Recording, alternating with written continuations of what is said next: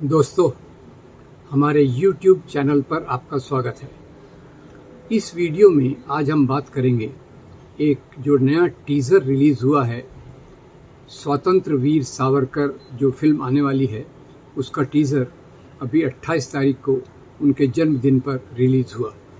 आप जानते होंगे उसी दिन पार्लियामेंट का भी उद्घाटन हुआ और उसके साथ कोइंसाइड करने के लिए, जुड़ने के लिए इस टीज़र को भी रिलीज़ किया गया। अब जैसे आजकल एक ढर्रा बन चुका है कि फिल्मों के माध्यम से गलत सूचनाओं के आधार पे नफ़रत फैलाने की बातों को तेज़ करना और समाज में एक प्रकार की दूरियां बनाना, उसी फिल्म के उसी ढर्रे पर रणदीप हुडा इन्होंने इस फिल्म को बनाया है। इसमें उन्होंने सावरकर का रोल भी किया है और ये फिल्म का टीज़र अपने आप में कई गलत चीज़ों को बताता है। वो ये कहता है कि गांधी अच्छे व्यक्ति थे, पर उनके अहिंसा के सिद्धांत के कारण देश की आज़ादी 35 साल से डिले हो गई। यानी अगर महात्मा गांधी के अहिंसा के सिद्धांत न फॉलो किए जाते, उनके रास्ते पर न चला जाता, तो 35 साल पहले यानी 1912 में ही हमको आज़ादी मिल जाती। अब ये किस आधार पे इस झूठ को कहा जा रहा है, मेरी समझ के बाहर है, क्योंकि 1912 में सावरकर ये अंडमान जेल में थे, महात्मा गांधी साउथ अफ्रीका में थे और जो राष्ट्रीय आंदोलन था वो एक ऐसे धरातल पर चल रहा था जिसका बहुत ज़्यादा प्रभाव अंग्रेज़ों के खिलाफ नहीं हो रहा था। तो ये सबसे पहला झूठ कि अहिंसा के रास्ते के पर चलने के कारण हमें आज़ादी देर में मिली, वो एक गलत बात है। क्योंकि बाद में भी जैसे चौरी चौरा कांड के सिवा बाद में जब जितनी बार भी आज़ादी के बड़े आंदोलन हुए, 1920 में नॉन कोऑपरेशन मूवमेंट, 1930 में सिविल डिसोबीडियंस मूवमेंट, दांडी मार्च और 1942 में क्विट इंडिया मूवमेंट, हर एक में अहिंसा के रास्ते पर बात की गई, जिसने देश को एक किया और जिसके आधार पर हमें आज़ादी मिली। दूसरी एक जो और गलत बात ये फिल्म बताती है, टीज़र बताता है, वो ये है कि ये स्वतंत्र वीर एक ऐसे महान स्वतंत्रता संग्राम के सेनानी थे जिनसे प्रेरणा भगत सिंह ने ली, खुदीराम बोस ने ली, नेताजी सुभाष चंद्र बोस ने ली। ऐसे महान व्यक्ति ये थी। अब स्वतंत्र वीर सावरकर पे तो पूरा वीडियो हम पहले बना चुके हैं, उतने विस्तार में नहीं जाऊंगा। केवल इतना कहूँगा कि स्वतंत्र वीर इनकी जो उपाधि है वो स्वयं सावरकर ने खुद को दी थी। उन्होंने चित्रगुप्त के नाम पर से एक किताब लिखी थी सावरकर पे और उसमें उन्होंने सावरकर को स्वतंत्र वीर के रूप में प्रस्तुत किया था। और यहाँ मैं ये भी स्पष्ट कर दूं कि सावरकर दो भाग में देखे जाना चाहिए। एक आज़ादी के, एक 1909 के पहले जब वो अंडमान जेल में गए, और दूसरा अंडमान जेल में जाने के बाद वाले सावरकर। दोनों में ज़मीन आसमान का फ़र्क है। जो पहले भाग वाले सावरकर थे वो निश्चित रूप से स्वतंत्रता संग्राम सेनानी थे। उन्होंने इंग्लैंड में रहकर एक बहुत अच्छी किताब लिखी थी 1857 पर, भारत का प्रथम स्वतंत्रता संग्राम। और निश्चित रूप से मैं कहना चाहूँगा कि इस किताब से कई लोगों ने प्रेरणा ली होगी, कई स्वतंत्रता संग्राम के सेनानियों ने भी इससे प्रेरणा ली होगी, क्योंकि इसमें सावरकर हिंदू मुस्लिम एकता की बात करते हैं।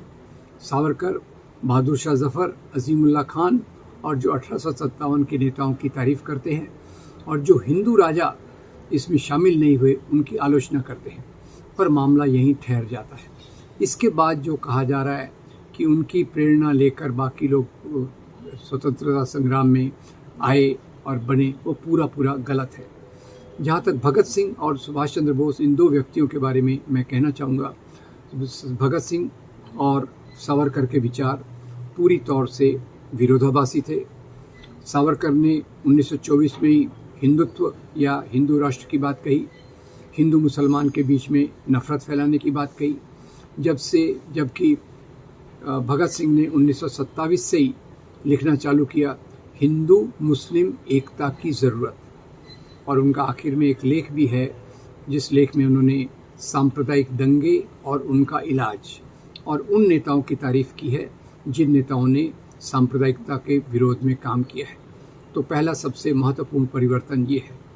अब ये जो बात फैलाई जा रही है कि भगत सिंह ने सावरकर से प्रेरणा ली, उसके पीछे एक ही कारण है कि भगत सिंह की जो जेल डायरी है 400 पेज की, उसमें 104 पेज पर भगत सिंह ने सावरकर की किताब हिंदू पद पातशाही से एक दो कोटेशन लिए हैं, और वो कोटेशन जनरल है, उसमें खास कोई मतलब नहीं है। उसमें हिंसा के रास्ते के बारे में बात कही गई है, पर इससे ये मतलब कि उनका रास्ता सावरकर से प्रेरित था पूरी तौर से गलत है, क्योंकि मुख्य प्रेरणा मार्क्सवाद से आई, लेनिनवाद से आई, कम्युनिस्ट विचारधारा से आई और उन चिंतकों से आई जिन्होंने क्रांति के माध्यम से देश को आज़ाद करने के लिए कदम उठाए थे। और खुद उन्होंने बाद में, भगत सिंह ने बाद में जाकर कहा कि जो हिंसा का रास्ता है, हिंसा का रास्ता, इससे देश को आज़ादी नहीं मिल सकती।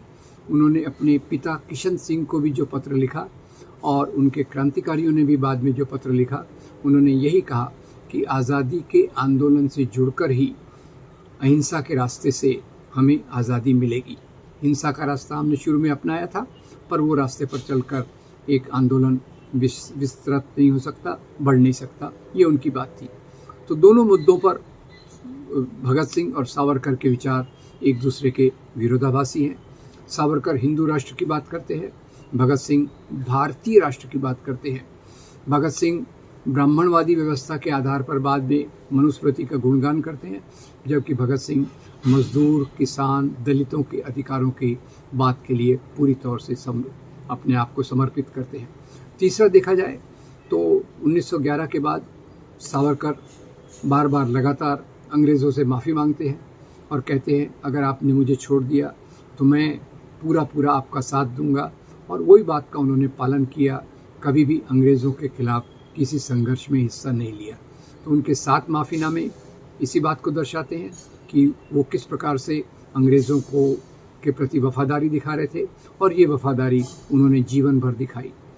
उन्होंने माफ़ी मांगी और भगत सिंह ने अपने जीवन में कहा कि माफ़ी मांगना तो दूर, मुझे फांसी भी क्यों दे रहे हो, आप मुझे फायरिंग स्क्वाड के सामने रख दीजिए, मुझे गोली मारकर मेरी हत्या कर दीजिए, क्योंकि मैं एक क्रांतिकारी हूँ।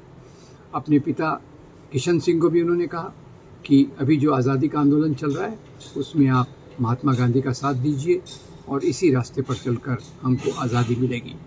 और इसी भगत सिंह ने इनके पिता किशन सिंह बाद में कांग्रेस की टिकट से चुनाव लड़े और उसमें वो जीते भी सही। तो इन दोनों में भगत सिंह ने किसी प्रकार की प्रेरणा सावरकर से ली होगी, वो केवल 1857 की किताब, उसको छोड़कर इसका कोई उल्लेख नहीं मिल सकता, कोई उल्लेख है भी नहीं, और ये दोनों विरोधाभासी मूल्य हैं। जहाँ तक सुभाष चंद्र बोस का सवाल है, सुभाष चंद्र बोस के बारे में ये जो फैलाया जाता है कि सुभाष चंद्र बोस को सावरकर ने सलाह दी थी कि आप जाकर आज़ाद हिंद फौज बनाइए। अब ये पूरी बनी बनाई बात है, इसका कोई ऐतिहासिक प्रमाण नहीं है। सावरकर निश्चित रूप से 1940 में सावरकर से 1940 में सुभाष चंद्र बोस मिले, सुभाष चंद्र बोस सावरकर से भी मिले और मोहम्मद अली जिन्ना से भी मिले, पर उनकी जो पुस्तक है essays and writings of Subhash Chandra Bose from 1941 to 1943, उसके पेज 144 पर सुभाष चंद्र बोस लिखते हैं कि मैं जिन्ना और सावरकर दोनों से मिला और मैंने उन्हें कहा कि आप आज़ादी के आंदोलन से दूर मत रहिए, आप आज़ादी के आंदोलन से जुड़िए और ये हिंदू राष्ट्र, मुस्लिम राष्ट्र की बात मत कीजिए। हिंदू मुसलमानों की एकता के आधार पे ही देश को आज़ादी मिल सकती है। तो ऐसे दो विरोधाभासी विचारों वाले को कहना कि सुभाष चंद्र बोस ने सावरकर से प्रेरणा ली, ये तो पूरी तौर से इसमें किसी लॉजिक में नहीं बैठता। और तीसरी बात, सुभाष चंद्र बोस ने आज़ाद हिंद फौज बनाई जो अंग्रेज़ों के खिलाफ लड़ी, और इधर से सावरकर ने अंग्रेज़ों की मदद करने के लिए यहाँ के लोगों को अंग्रेज़ों की फ़ौज में भर्ती कराया। तो एक फ़ौज में वो लोग हैं, ब्रिटिश फ़ौज में वो लोग हैं जो सावरकर जिनकी भर्ती करवा रहे हैं, और दूसरी तरफ से उनका विरोध करने के लिए आज़ाद हिंद फौज सुभाष चंद्र बोस ने बनाई। तो ये कितना हास्यास्पद है कि ये फिल्म दावा करती है कि सुभाष चंद्र बोस के प्रेरणा स्रोत सावरकर थे, इससे झूठी बात नहीं हो सकती कोई।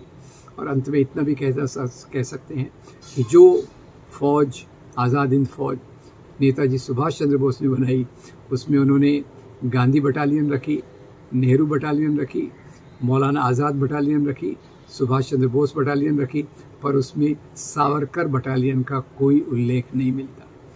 सुभाष चंद्र बोस भी सोशलिस्ट थे, उन्होंने फॉरवर्ड ब्लॉक की स्थापना की और एक ऐसे भारत की कल्पना की जो सभी धर्मों का आदर करे, जबकि सावरकर खुद हिंदू राष्ट्र के प्रतीक थे, हिंदू राष्ट्रवाद के वो एक सबसे पहले आइडियोलॉग थे और उन्होंने ही हिंदू मुस्लिम के जो 2 राष्ट्र बनाने की बात सबसे पहले कही थी।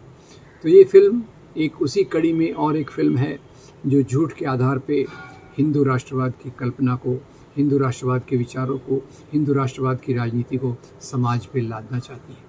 मैं उम्मीद करता हूँ लोग इस सच्चाई को समझेंगे और इस झूठ को स्वीकार नहीं करेंगे, सच्चाई को देखेंगे। इस पर बहुत सारे किताबें उपलब्ध हैं, भगत सिंह की डायरी है, सुभाष चंद्र बोस की किताबें हैं और बाकी सब चीज़ों के आधार पे हम निश्चित रूप से कह सकते हैं कि सावरकर के विचारों से भगत सिंह और सुभाष चंद्र बोस और क्रांतिकारियों के विचार बिल्कुल मेल नहीं खाते। मैं उम्मीद करता हूँ आपको ये वीडियो अच्छा लगा। इसको आप लाइक कीजिए, फॉरवर्ड कीजिए और हमारे चैनल को सब्सक्राइब कीजिए। Thank you very much.